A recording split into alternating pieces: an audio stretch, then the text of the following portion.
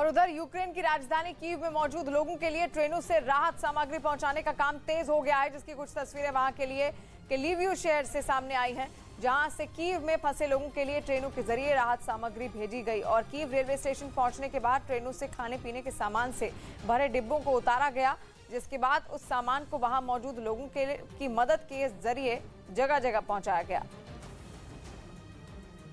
Qatar की राजधानी दोहा में आर्टिस्टिक जिम्नास्टिक्स के एपरेटस वर्ल्ड कप के दौरान अंग्रेजी का जेड अक्षर दिखाने पर रूस का एक जिम्नास्ट फंस गया और अब उस पर कार्रवाई की तलवार लटक रही है। ऐसा इसलिए क्योंकि यूक्रेन पर हमला करने के लिए रूस की सेना अपनी गाड़ियों पर इसी कोड का इस्तेमाल कर रही है।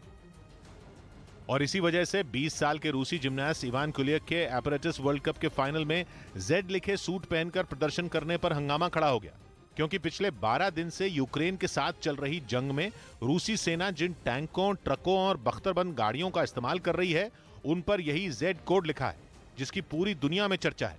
इस कोड का रहस्य भी अभी तक सामने नहीं आ सका है। यही वजह रही कि जब रूसी जिम्नास्ट ने अपने देश के समर्थन में इस कोड का प्रदर्शन किया तो पूरी दुनिया में बवाल हो गया। उन्होंने फाइनल में जेड लिखे सूट को पहनकर अपना खेल दिखाया और वो तीसरे नंबर पर रहे, जबकि यूक्रेन के खिलाड़ी इलिया कोवतुन ने फाइनल में स्वर्ण पदक जीता। यही नहीं, रूसी जिम्नास्ट इवान कुलियक मेडल लेने के दौरान भी वही जेड लिखा सूट पहनकर यूक्रेन के खिलाड़ी के ठीक बगल में खड़े दिखाई दिए। हालांकि इस हरकत के बाद FIG यानी अंतर्राष्ट्रीय जिम्नास्टिक महासंघ उन पर कार्रवाई करने की तैयारी में है। और उधर यूक्रेन के जवानों ने खार्किव में रूस के काफिले पर घात लगाकर हमला कर दिया। इस काफिले में कई ट्रक थे जिनके जरिए रूसी सैनिकों तक जरूरी सामान पहुंचाई जानी थी, मगर अपनी मंजिल पर पहुंचने से पहले ही उन ट्रकों को आग लगा दी गई। यूक्रेन की सेना ने घात लगाकर यह हमला किया है, जिसकी वजह से सड़क पर खड़े रूस की सेना के ये ट्रक कबाड़ हो गए। इस काफिले में शामिल दूसरी गाड़ियों का भी ऐसा ही हाल है। कई ट्रक तो अचानक हुए इस हमले के बाद बेकाबू होकर सड़क किनारे पेड़ों से टकरा गए। यूक्रेन के साथ जारी जंग में अब रूस ने अपने बम बरसाने वाले लड़ाकू विमान सुखोई 34 का इस्तेमाल तेज कर दिया। उसका एक वीडियो रूस के रक्षा मंत्रालय की ओर से जारी किया गया, जिसमें बम बरसाने वाला यह फाइटर जेट घातक हथियारों के साथ रूस के एक एयरबेस से उड़ान भरता नजर आया।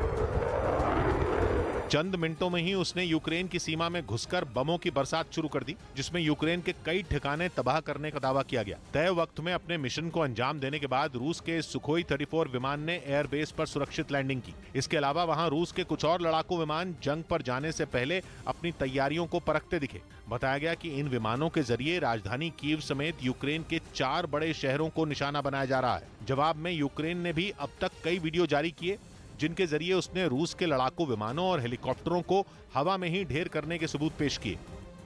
तो वहीं रूसी हमले से बेखौफ यूक्रेन की सेना उनके सामने घुटने टेकने को तैयार नहीं। यूक्रेन के जवानों ने आखिरी दम तक अपने देश के लिए मैदान में डटे रहने की कीमत खाई है और आखिरी सांस तक लड़ने के लिए हिम्मत के साथ भी हथियार भी जुटा लिए हैं। बंकरों में मुस्तैद जवानों ने रूसी सेना को मुंहतोड़ जवाब देने के लिए पूरी तरह तैयारी होने का दावा किया है, जिसके बाद कुछ इलाकों में जोरदार बमबारी भी हुई। यूक्रेन की सेना ने रूसी जवानों को रोकने के लिए लगातार कई बम फोड़े, जिससे वहां पूरे इलाके में धुआं फैल गया।